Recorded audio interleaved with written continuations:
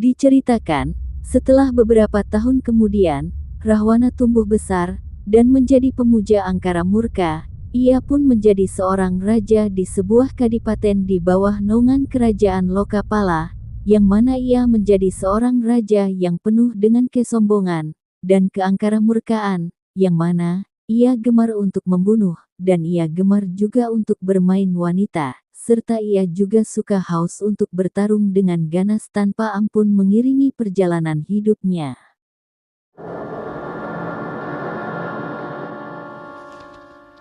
Berhenti! Ini berita penting. Biarkan dia masuk.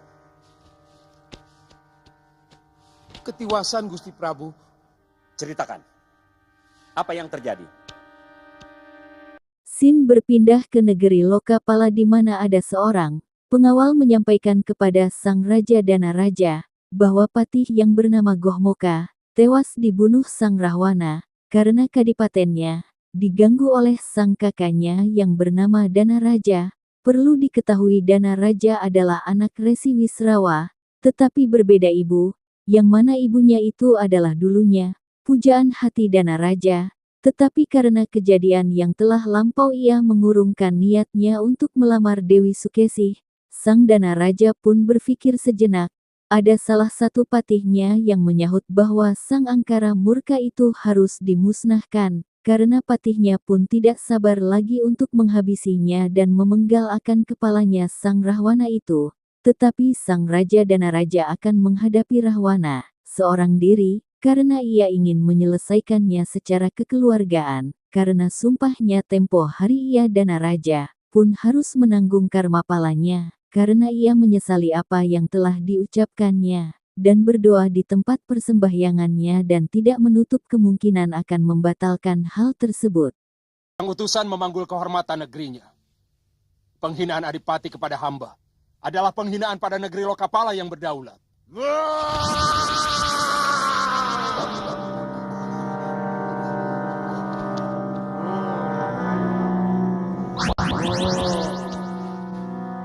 Kanda Adipati, kendalikan amarahmu. Kendalikan amarahmu. Patih Gohmuka hanya menyampaikan pesan. Minggir kau Wibisana. Jangan sampai kau terbakar oleh amarahku. Paman Patih, maafkan kelakuan Kanda Adipati. Cepat pergi, Paman, dan sampaikan maaf kami kepada Kanda Prabu Danaraja. Sudah. Mari, Patih. Silakan.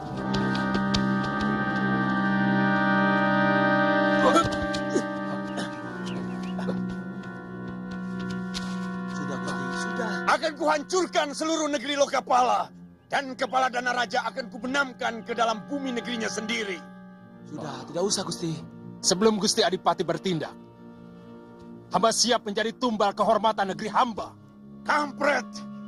Di mataku kau lebih rendah dari seekor lalat Gomuka.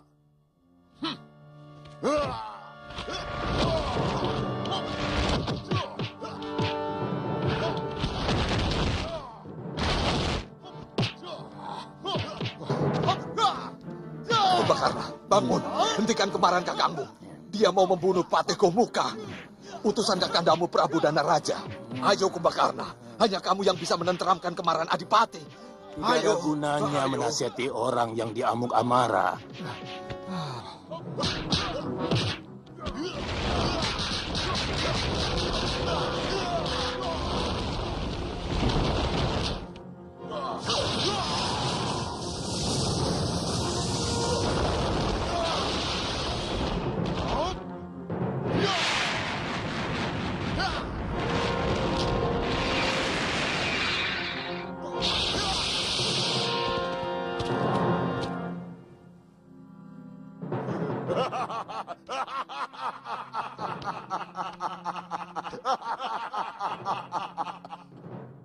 Siapapun yang berani menentang Rahwana akan kuhancurkan. Rahwana adikku. Kenapa pikiranmu seperti itu? Ampun Gusti Prabu. Apakah tidak sebaiknya kita siapkan pasukan tempur untuk menyerang kadipaten itu? Tidak. Aku tidak mau menumpahkan setetes pun darah rakyatku.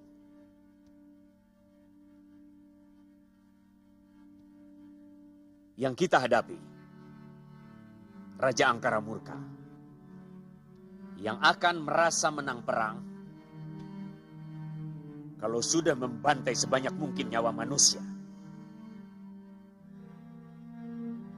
Mereka tega membunuh rakyat yang berkelahi pun tidak mampu. Karena yang mereka inginkan bukan hanya kemenangan, melainkan pelampiasan nafsu membunuhnya. Aku sendiri yang akan menghadapi Rahwana.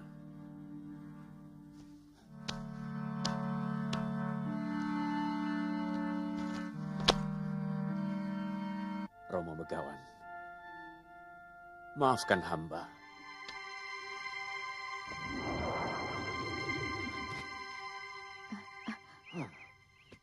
Dana Raja? Romo Begawan, inikah tujuan Romo mewakili hamba untuk mendapatkan pujaan hati hamba Dewi Sukesi tanpa mengikuti sayembara darah? Sabar anakku, akan kujelaskan persoalannya. Prabu Danaraja, janganlah salahkan ayahandamu. Aku sangat mengagumi kewaskitaan Sang Resi yang mampu membukakan rahasia ilmu sastra Jendra Yuningrat kepadaku. Dan aku telah bersumpah hanya mau menjadi istri siapapun yang mampu mewedar ilmu itu. Memang beliau meminangku untukmu. Dan semula aku pun setuju. Tapi tanpa terasa kami telah terseret oleh hawa nafsu yang kemudian semakin lama semakin menenggelamkan kami dalam genangan darah hitam yang mendidihkan asmara kami. Kemudian menghancur-lulukan kesucian kami. Maafkan kalau kemudian kami menjadi suami istri.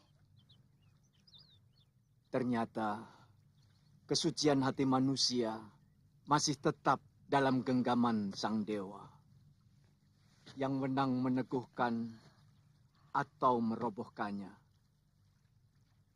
Maafkan Romo, anakku.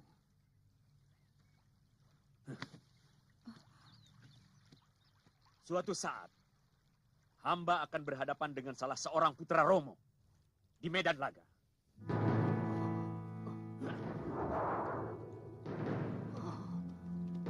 Batalkan sumpahmu itu, anakku. Buat apa kamu memetik bencana?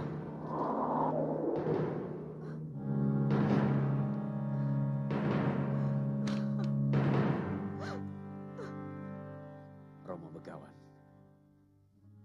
maafkan hamba. Rupanya sumpah hamba akan menjadi kenyataan.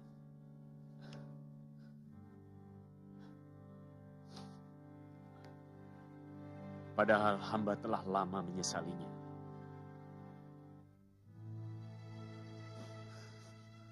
Aduh, jagat Dewa Betara. Betapa kelam maya pada kau gelar di hadapanku. Cinta yang aku pupuk, kau tenggelamkan dalam telaga air mata. Tapi dendam yang telah aku padamkan. Doa Sang Prabu Danaraja terdengar sampai ke negeri Kahyangan. Karena di Kahyangan ketika ada orang berdoa, para bidadari merasa kepanasan dan menggetarkan akan Kahyangan sehingga ia Danaraja diberi pahala untuk Sang Danaraja. Sang Dewa Batara Guru memerintahkan kepada Sang Dewa yang lain untuk menjemputnya ke Soarga Loka untuk menikmati para bidadari. Sebagai pahala atas papesten dari Dewata karena Sang Dana Raja menciptakan sifat buruk karena kebaikan dan keburukan itu haruslah berimbang. Karena Sang Dewa mengetahui Dana Raja akan dibunuh oleh sang adiknya yang tidak sedarah itu, karena mereka sama-sama keturunan Resi Wisrawa. Katakan bahwa mereka semua akan mendapatkan kehormatan mendampingi Sang Wisnu dalam menumpas angkara murka dari muka bumi. Aku sendiri akan mendatangi putrinya. Baik, adik guru. Siapa pemilik batin satunya yang ikut mengguncang Chandra di muka? Dana Raja, putra Resi Wisrawa. Renungan dia di ruangan pemujaannya adalah jeritan batin yang merasa teraniaya. Para dewalah yang menjadikan nasibnya sebagai wadal bagi lahirnya sang angkara murka untuk menggerakkan jantra kehidupan Mayapada. Kemudian akan menjadi tugas saya untuk memadamkannya, supaya hukum kesetimbangan Mayapada tetap berjalan ajak. Jemput dia ke Swargaloka untuk menikmati kecantikan dan keindahan para Hapsari. Sebagai pahala atas pengorbanannya menghidupkan pasang surut jantra Mayapada. Sebentar lagi adiknya Rahwana akan menyatroni negerinya. Dan keserakahan Rahwana adalah tugas Andika untuk menumpasnya.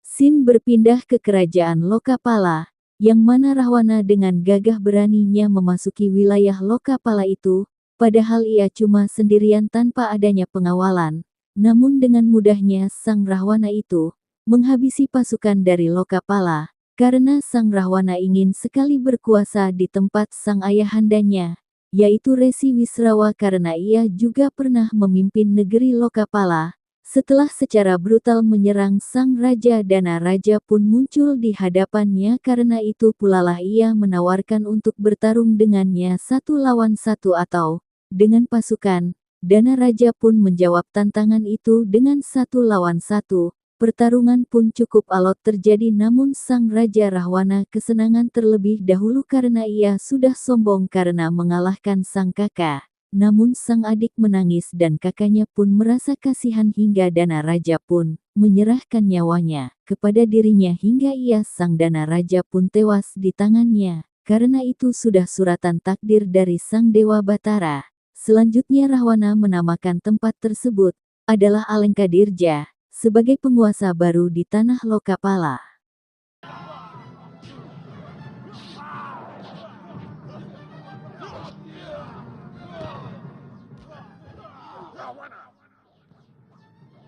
Hentikan kekejamanmu itu. Nafsu membunuhmu lebih kejam daripada seekor harimau. Harimau membunuh mangsanya untuk dimakan, tapi kau membunuh hanya untuk kesenangan dirimu sendiri. Jangan banyak mulut, Dana Raja. Aku datang untuk memintamu menyerah. Dan Lokapala harus menjadi milikku. Karena sebagai putra Romo Begawan Wisrawa, aku pun berhak. Atas dasar apa? Banyak hal. Yang pertama, aku pun sebagai salah satu ahli waris negeri ini. Dan kamu sudah terlalu lama berkuasa di sini. Yang kedua, aku tidak suka kamu berani menegurku atas segala tindakanku kepada negeri tetangga. Rahwana, aku melakukan itu karena kau adalah putra ayahku. Keburukan yang kau lakukan akan memburukan nama ayahku. Oleh karena itu aku merasa berkewajiban memberi nasihat padamu. Ini yang tidak bisa aku terima. Bahkan mulut Dewata pun tidak akan pernah kugubris. Sekarang Dana Raja hanya ada 2 pilihan. Kita lakukan perang besar antara kekuatan pasukanku dan pasukanmu. Atau antara kau dan aku. Baik. Tapi bagaimana kalau kamu aku kalahkan? Apakah kadipatenmu akan menjadi milikku? Apakah Prabu Somali eyangmu di Pelebur Gangsa tidak menangis melihat tanah leluhurnya jatuh ke tanganku? Kurang ajar!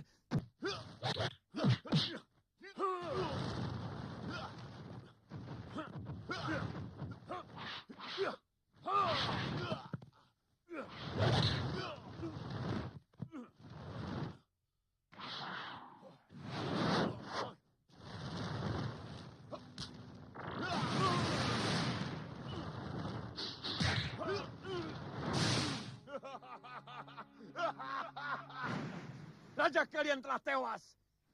Siapkan keramaian di pendopo nanti malam. Sediakan arak dan perempuan cantik sebanyak-banyaknya untukku.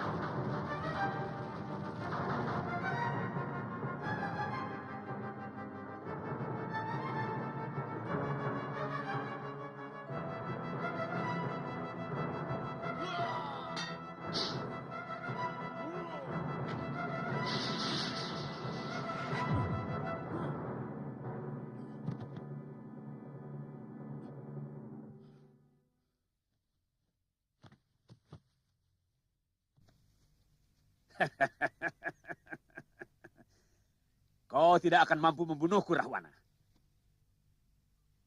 Karena semakin membara nafsu membunuhmu, semakin tidak mungkin aku mati.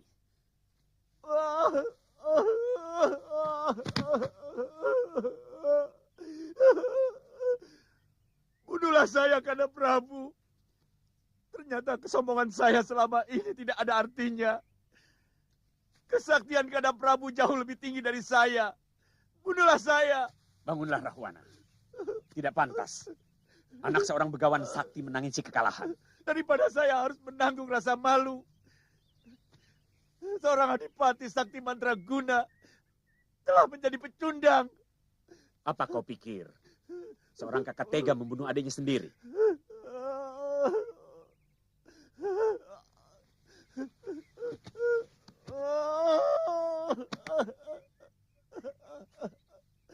Bunuhlah saya, Kanda. Supaya penderitaan batin saya bisa tuntas hari ini. Saya yang minta, Kanda Prabu.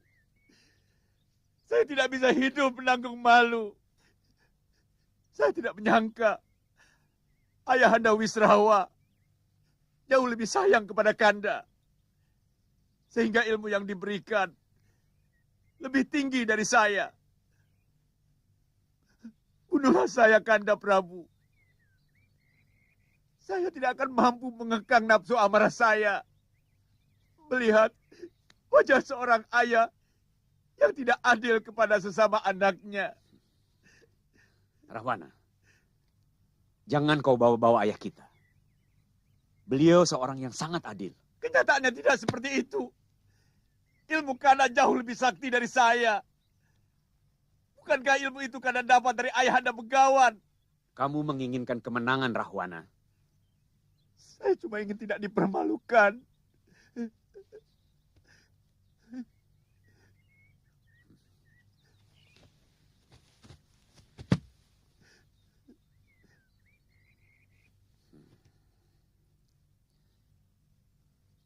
Jika nanti kepalaku terkulai, kau hujamkanlah senjatamu.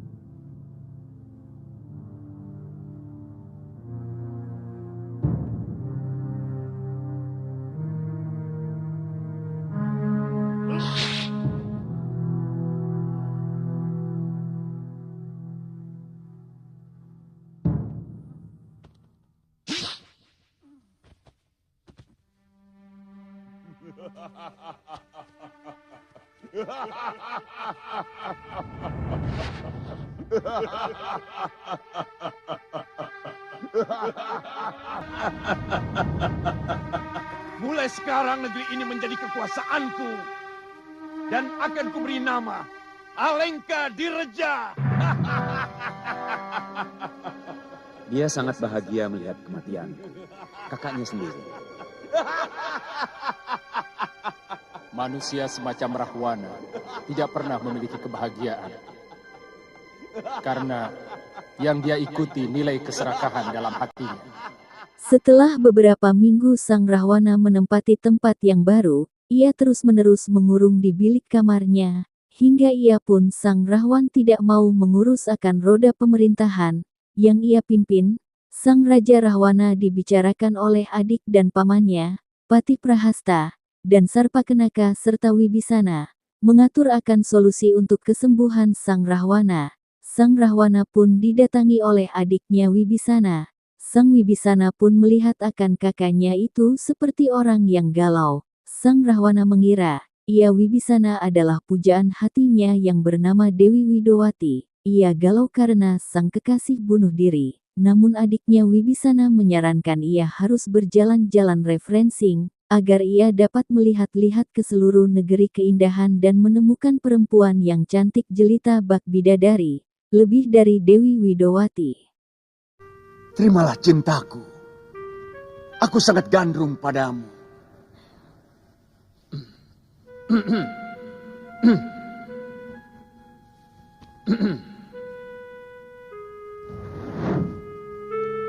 Oh, Dewiku, jangan kau permainkan aku. Karena dewa pun tahu, seluruh cinta yang mengalir dalam darahku hanya kutumpahkan untukmu.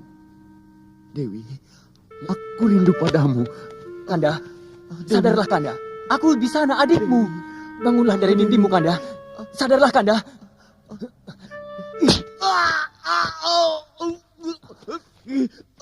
Sadarlah Kanda. Aku Wibisana adikmu.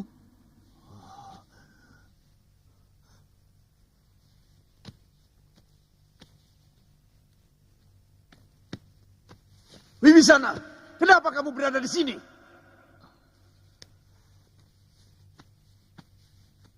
Sudah 2 pekan, Kanda Maharaja tidak keluar dari Peraduan.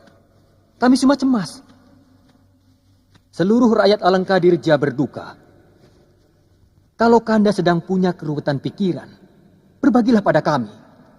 Sakit Kanda adalah sakit kami. Ceria Kanda adalah bahagia kami.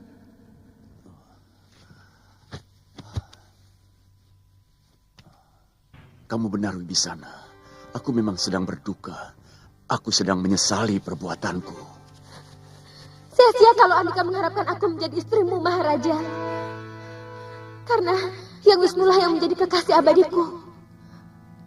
Sekarang, aku sedang menunggu saat yang baik untuk menemuinya di dalam wadak Sang Prabu Harjuna Sasrabahu di Mahespati. Tidak ada satupun makhluk yang boleh melawan kehendakku. Bahkan dewa sekalipun. Demikian pun kamu, Dewiku. Aku sangat mencintaimu. Dan segala kemuliaan... Hentikan langkahmu, raksasa. Tidak ada sedikit pun cinta di matamu kecuali nafsu. Oh, Dewiku. Dewiku. Selangkah lagi kamu maju, maka lengkaplah kesia-siaanmu.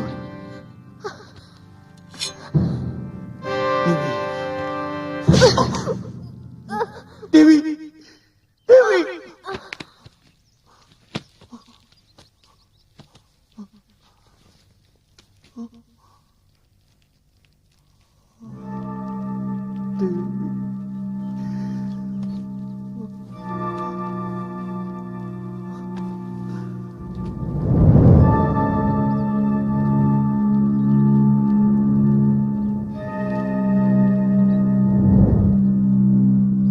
Dewi Widowati hanya menjalankan pepesten nasibnya. Siapapun tidak akan sanggup melawannya. Saya bisa mengerti kepedihan Kanda Maharaja. Tapi saya yakin, Kanda tidak akan menyerah pada sebuah keadaan. Tidak pernah ada kata menyerah dalam diri Rahwana. Ya, itu pun menjadi keyakinan saya. Mungkin akan lebih baik kalau untuk sementara Kanda pergi dulu berkelana. Menikmati keindahan alam semesta dari Dirgantara.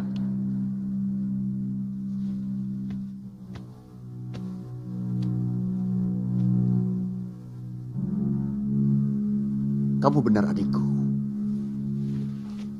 Wibisana, atur negeri ini bersama Paman Prahasta. Baik. Aku ingin pergi berjalan-jalan. Siapa tahu bertemu dengan Dewi cantik yang setiap saat berada di dalam mata saya. Baik, Kanda.